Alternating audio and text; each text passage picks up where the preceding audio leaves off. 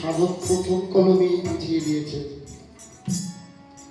শুরুতেই এই কীর্তনের শেষ।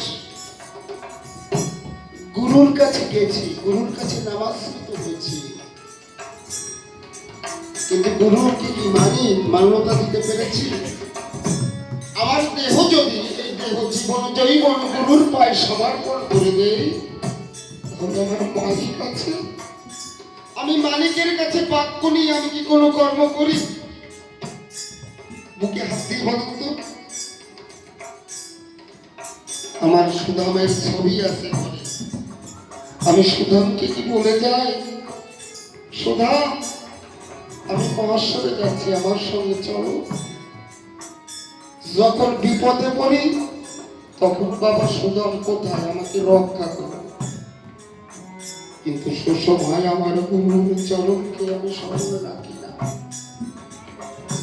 আমার মালিককে আমি মনে রাখি না। কেন? আমি তো পারি সব, আমি তো বুঝি, কিন্তু আমার পারা, আমার বোঝা যখন সম্পূর্ণ অসম্পূর্ণ হয়ে যায়, তখন আমার মালিকের লাগে না। তাই জীবন বেলা তো ধীরে ধীরে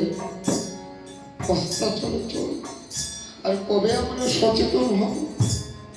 আমি সকল পাগলের ভক্তদের চরণে এই নিবেদন করি, আমার যা হয়ে গেছে তা হোক, কিন্তু আপনারা যে গুরু ভাইরা রয়েছে, যে পাগলের ভক্তরা রয়েছে, পাগল স্মরণ করে চলবে।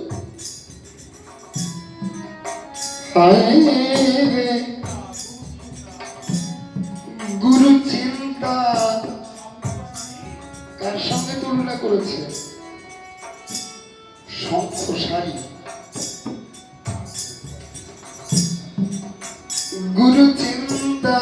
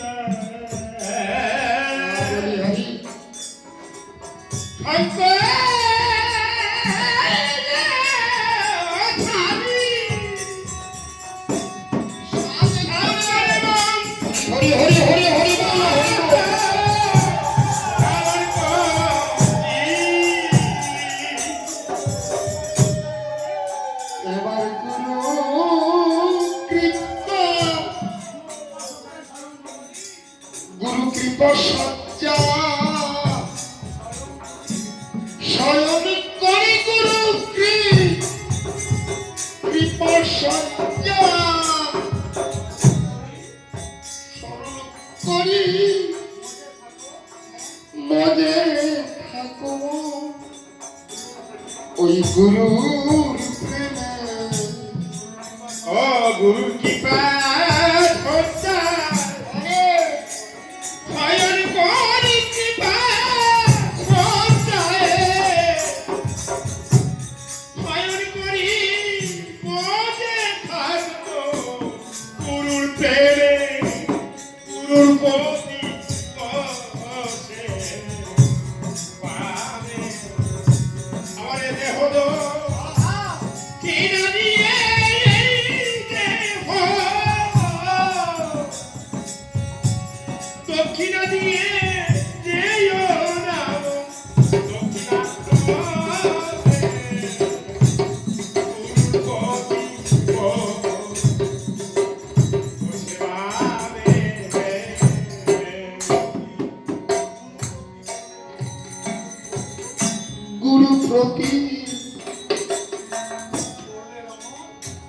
গুরুকে যদি প্রতীক জ্ঞানে বাবা এটার একটু একটু হাই করা যায় না?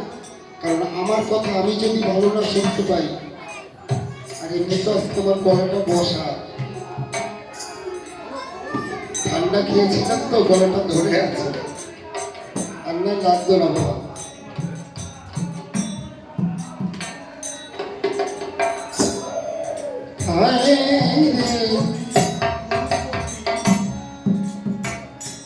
গুরু প্রতি করিলে করিলে নমঃ,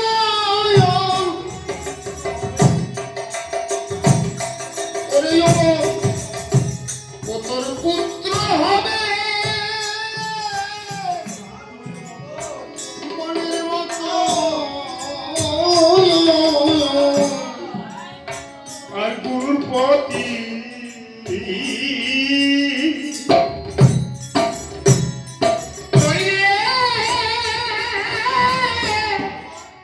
করিলে নমঃ, পুত্র হবে মনের মতো।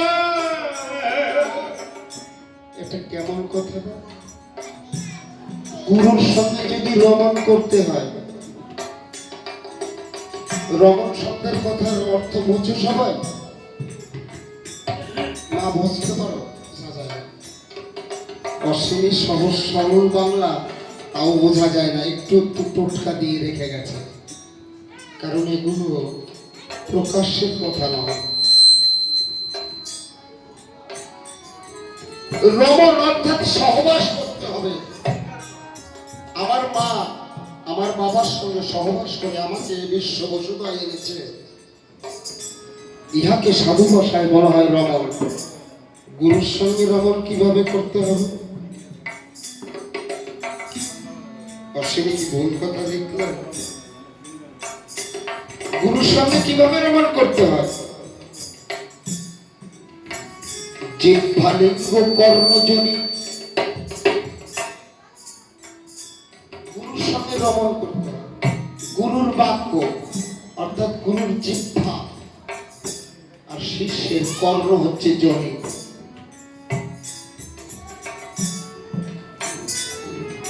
দাঁড়িয়ে যদি গুরুর সঙ্গে ভাবে রমণ করা যায়, তাহলে একটি পুত্র আর একটি কন্যা জন্মগ্রহণ করে। গুরুপতি করিলে করিলে নয় অমর, তোর পুত্র হবে মনের মতো,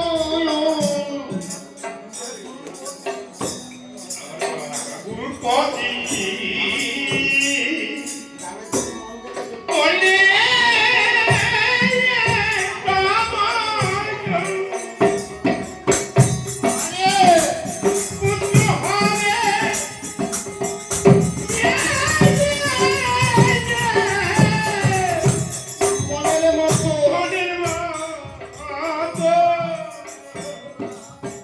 এদের নাম কি? অন্তরুরাগ